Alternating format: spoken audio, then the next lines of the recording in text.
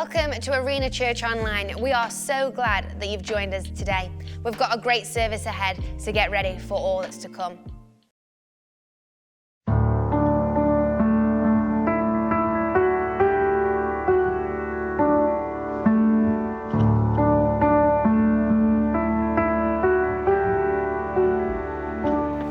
In the darkness we were waiting, without hope, without light, till from heaven you came running. There was mercy in your eyes, to fulfill the law and prophet. To a virgin came the word, from a throne of endless glory, to a cradle in the dirt.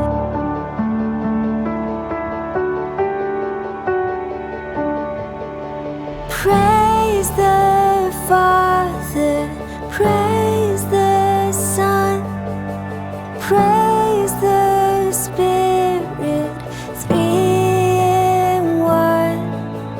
God of glory, majesty, praise forever to the King of Kings.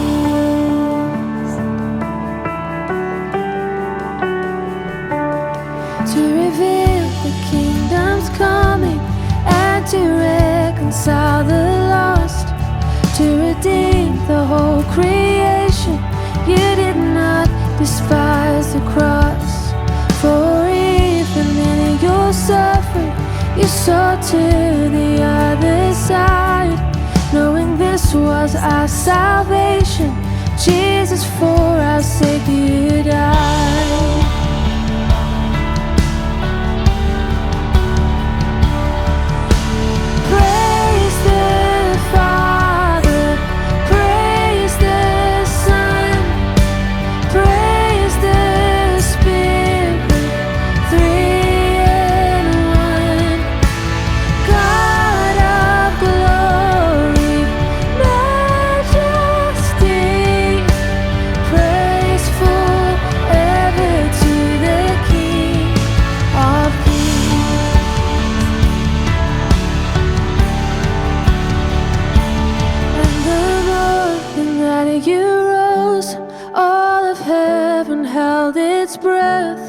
Till that stone was moved for good, for the Lamb had conquered death.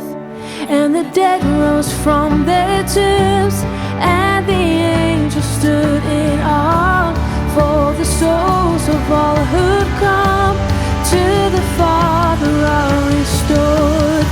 And the Church of Christ was born, then the Spirit lit the flame. Then this gospel truth of old shall not kneel, shall not faint. By His blood and in His name, in His freedom I am free. For the love of Jesus Christ, who has resurrected me. Whoa.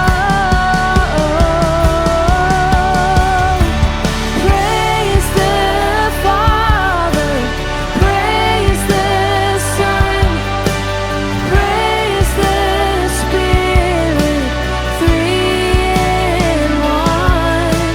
God of glory, majesty, praise forever to the King of Kings. Praise forever to the King of Kings. We will forever praise you.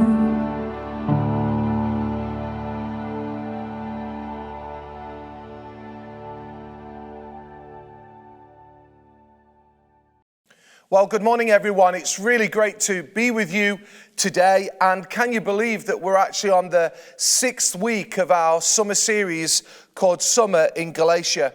I know there's going to be many of you who are getting ready to go back to school and teachers getting back to work.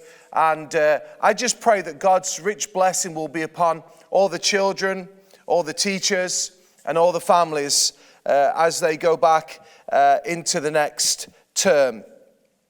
We've been going through this great book of Galatians, and we've really endeavored to take you on a bit of a journey. We've looked at where Galatia was. First of all, it's in modern-day Turkey. It was to a collection of churches that Paul the Apostle wrote to. And he reminded them of numbers of things, and we've gone through those, how we're called. He identifies there is no other gospel other than Jesus Christ. He encourages the church to know how they can walk in freedom. He encourages to walk in the life of the Spirit. And then he also contrasts the difference between those who are living in the law and those who are living in grace. And today it's my joy to just conclude this series with a very, very important and sobering message that's at the back end of Galatians in chapter 6. In fact, I'm going to take 2 verses from 9 and 10. And for time, I'm just going to read those 2 verses. But I would encourage you, if you're listening to me today, to perhaps read the first 10 verses of chapter 6. Because there's great advice for how we operate in the church. But let's read these 2 verses together, shall we? Verse 9 and 10. He reads, "Let us not become weary in doing good, for at the proper time we'll reap a harvest if we don't give up. Therefore, as we have opportunity, let us do good to all people, especially to those who belong to the family of believers." Now, I want to just break this verse down, verse 9 and 10, and just combine it and really apply this to every one of our lives. As I said, it's going to be quite sobering and quite challenging. Now, first of all, let me just say, it reminds us to do good. It doesn't say be good.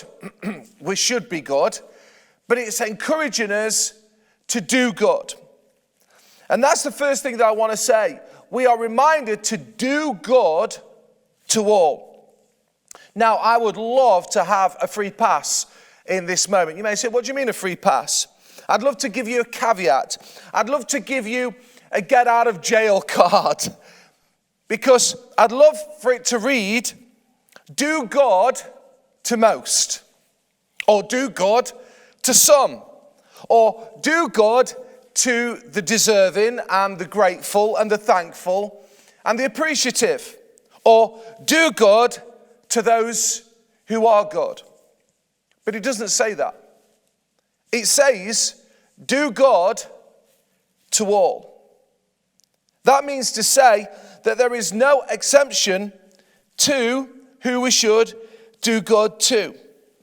We are called to show love and forgiveness to everyone.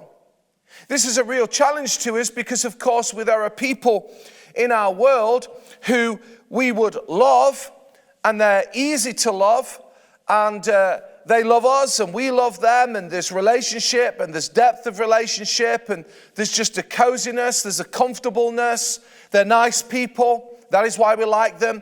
And we do good to them. But this isn't what this verse is saying. This verse is saying do good to all without exception. That means to say to those relatives who you may not get on well with, those neighbors who cause you some, challenge, those work colleagues, those old friends in your distant past, even the frenemy. Who do I mean by the frenemy? That's the friend enemy. We keep them close like a friend, but really they're a bit of an enemy to us. That is what this original text is saying. There's no ambiguity to it at all. It means do good to all.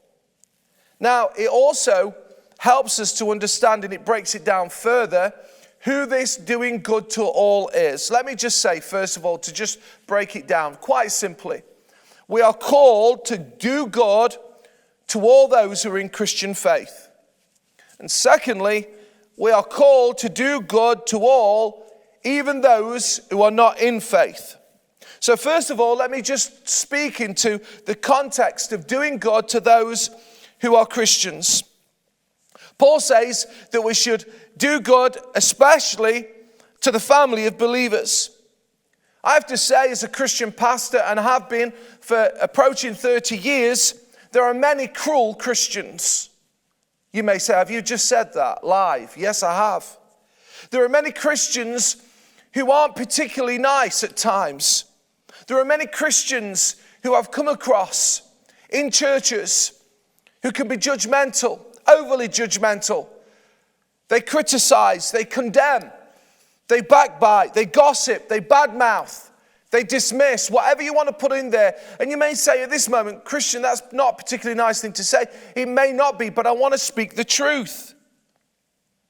And the reality is, even to those people, we are called to do good to all. And can I say, as a Christian believer, we should be different. We should stand out. Jesus himself said, by the love that you have for one another, people will know that you are my disciples. Can I speak to Arena Church for a moment and say to each and every one of us, we are called to love one another.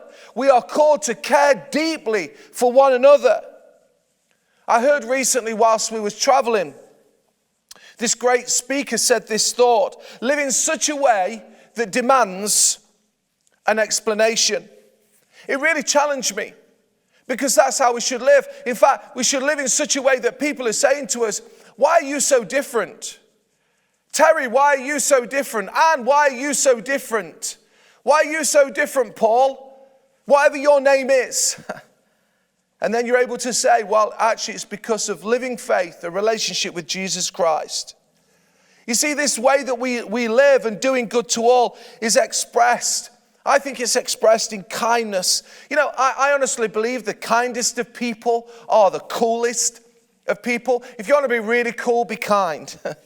Show kindness. People will want to be around you. Express kindness. Express not a bad attitude. Why have we got so many Christians with bad attitudes? Stop having a bad attitude. Show kindness and show love and show respect and show honor for one another. And this is what Paul was speaking into. And he even nails it, because he says, do good to all, especially to those who are in faith, the family of believers. And so if we're related by common faith, we need to express love and do good to all. Have you got it? Great. Secondly, he then goes on to say that we should express this goodness and love and kindness to those outside of the faith. He says, do good to all without exception. We're commanded to do good. Jesus said it best in Matthew 5, verse 16. And I'm reading from the Contemporary English version. It says this: make your light shine so others will see the good. Everybody say good. Good. Jesus says, make your light shine so others will see the good you do and will praise your Father in heaven. This is Jesus expressing how we are called to be the city on a hill to the world that cannot be hidden. And by the way, if we will do good to all, our lives will shine brightly and people will notice it. He then goes on to say in Matthew 5, verse 14 to 16, in a very contemporary version, he breaks it down even further. The thought is that this doing good can be expressed by these things. Keep open house. Be generous with your lives. By opening up to others, you'll prompt people to open up to God, this generous Father in heaven. He says this doing good is showing hospitality, is showing kindness, is being welcoming, and being open-handed and open-hearted, and loving and serving and generously giving. So here we see Paul saying to the church, listen, guys, do good to all, those in faith, those outside faith. Now, very quickly, I wouldn't be giving you the fullness of it. I can't spend time here because I've got one final thought. But there's just another thing around this doing good to all. Many commentators believe that Paul was actually expressing not just a moral take on this, which is true, which is what I've spoken to, but also there was a generous side of it. You see, Paul, wherever he went on his missionary journeys, he raised an offering. He raised an offering for the poor. Now, it was said of the church of Galatia, it was very tense. They were tense towards Paul. And so some commentators believe that actually Paul, in this instant, was being quite careful. So this thought of doing good was expressed in, listen, do good, and that includes in the area of generously giving. Because as I said, many of the churches would give an offering to Paul and he would take it to those who are in need. Can I encourage us in this season? Let's not hold back. Let's continue to be generous to the church. Let's continue to be generous to our community activities. Let's continue. Those who have much, do good to all. Share what you have. Let it go further. I want to tell you that if we will do that, God will bless our lives. But even greater than resource coming into us, we will feel such the smile of heaven on us as we bless and serve those who have very little or who are suffering at this time. But let me just leave you one final thought. Because he doesn't just say do good. He says, let us not become weary in doing good. Now, there's only one danger that all spiritual farmers face. And Paul is speaking in the context of reaping and sowing and reaping. There's only one thing that hinders the harvest of a spiritual farmer. And it's doubly expressed in this passage with the thought of losing heart, despairing, growing tired and weary. And I simply want to say as I conclude, how many times do you and we allow weariness to overtake our thoughts, our emotions, and our words? Weariness, growing weary. This is a constant challenge to any relationship. And is also very, very apt to those who are involved in any people-focused vocation. Can I speak to the teachers? Can I speak to the police? Can I speak to those in nursing and those who are doctors? Can I speak to those who are in government workers? And can I speak to those who are pastors and who serve in our dream team? Let us not become weary in doing good. The thought in the Old Testament often is that you would gird up. And the whole thought of girding up was that you would tighten the belt in readiness for the work. A farmer would gird up their garments ready for work. The opposite to girding up was slackening off. And a farmer would slacken off his garments when winding down. Let me just say this. Disheartened farmers, they wind down. They slacken off. The thought is in this here, they've grown weary. And this is the picture that Paul is painting. He's saying, don't slacken your belt off. He's saying, gird yourself up.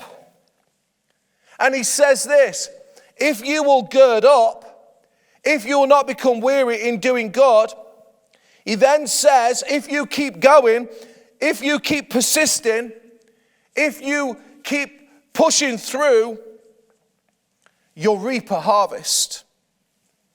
Now, as I finish, where is the context of this? Doing good, we've talked about, but being weary. We can all get weary with a husband, a wife. We can get weary with kids that we've been praying for. We can get weary with no breakthrough in our ministry. We can get weary with that person we've been praying for years who hasn't come to faith. I want to encourage you, don't become weary in your calling. Don't become weary in those things. If nothing has changed, nothing has moved, nothing has improved, don't become weary. If you think like, I'm going to give up on God, don't give up on God. Don't quit church. Some people at this moment are quitting church in their thousands. And they don't just quit church, they ultimately end up quitting God. And this is a very dangerous place to be. The sobering word is to us, don't become weary in doing God. For the right time, you'll reap a harvest if you don't give up. I look at our ministries, I look at our church, I look at Arena Church, I look at our community work, I look at all the people who are involved in all the things that we're involved in.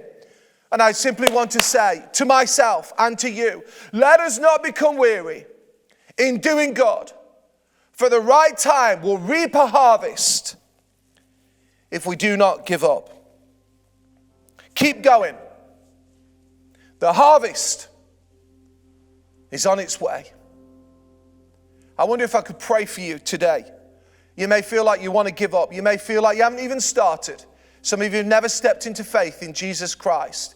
You can pray this prayer with me. Just say, dear Jesus, thank you for loving me. Thank you that you showed goodness towards me by sending Jesus on a cross to die for my sins. I receive this goodness. I receive the goodness of God in my life now. And all that's bad in me, I release to you. And all that's good from you, I allow to flow into me in this moment. And I receive you as my Lord and Savior. It may be today, as you pray, as your eyes are closed, you may say, that's me, Kristian. I felt like giving up. Let me pray for you today. Lord, I pray for those who felt like quitting, the weary, the tired, the frustrated. Nothing seems to happen. I pray that in this moment, they'd be strengthened in this heart, in their heart. This word would be for them today. And they would know that the harvest is on its way. That change is going to happen in that husband, in that wife, in those children, in those grandchildren, in those prayers that they've been praying. God, let us not become weary. And over Arena Church, I pray that we would continue to move forward together, that we would not be slacking off, but we would be girding up in readiness for the harvest. And we ask this, Jesus, in your beautiful name. Amen. As always, guys, I've loved being with you. We'd love to see you at one of our live locations if you're around. But until next time, I love you, I'm praying for you, and I believe in you. God bless you. What a great time we have had together today, and we are so glad that you were able to join us. We would love for you to get connected to Arena Church, and you can do this by filling out a Connect card. We send out a weekly email letting you know what's happening here at Arena Church. We would also love to invite you to one of our live services that happens on a Sunday and a Monday, and all the information for that is on the website. Guys, it's been a great service, and we would love to see you very, very soon.